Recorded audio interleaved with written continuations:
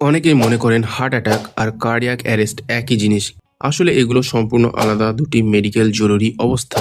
Heart attack হয় যখন হৃদপেশিতে যাওয়া রক্তের প্রবাহ ব্লক হয়ে যায়। সাধারণত করোনারি আর্টারি ব্লক হয়ে যাওয়ার কারণে এটি হয়, ফলে হার্ট পর্যাপ্ত অক্সিজেন পায় না। হার্ট অ্যাটাকের মেডিকেল নাম মায়োকার্ডিয়াল ইনফার্কশন।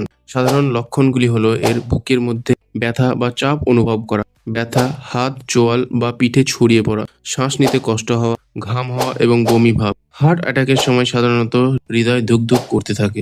অন্যদিকে কার্ডিয়াক অ্যারেস্ট অনেক বেশি হঠাৎ এবং বিপজ্জনক।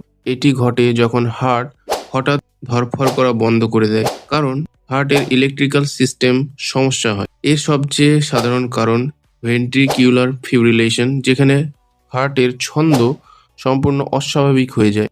এর মেন লক্ষণগুলি হলো হঠাৎ পড়ে যাওয়া, পালস না পাওয়া, শ্বাস বন্ধ হয়ে যাওয়া, অচেতন হয়ে পড়া। দ্রুত চিকিৎসা না পেলে কয়েক মিনিটের মধ্যে মৃত্যু হতে পারে। কখনো কখনো হার্ট অ্যাটাকের কারণে কার্ডিয়াক অ্যারেস্ট হতে পারে, কিন্তু দুটি একই জিনিস নয়। এবং তার পালস না থাকে তাহলে তৎক্ষণাৎ সিপিআর দেওয়া শুরু করা জরুরি, এবং জরুরি পরিষেবায় ফোন করে তৎক্ষণাৎ পেশেন্টকে হসপিটালে পৌঁছানো জরুরি। এই তথ্য কারো জীবন বাঁচাতে পারে, ওই জন্য শেয়ার করুন।